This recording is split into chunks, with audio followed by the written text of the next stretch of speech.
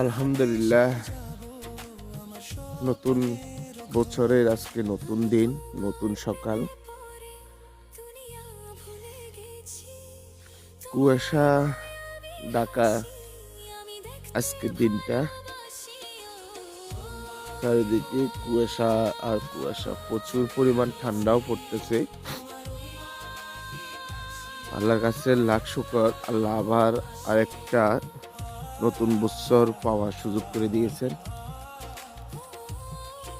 নতুন একটা বছরের নতুন একটা দিন, এই শুভ সকালে এমন একটা মনোরম পরিবেশ।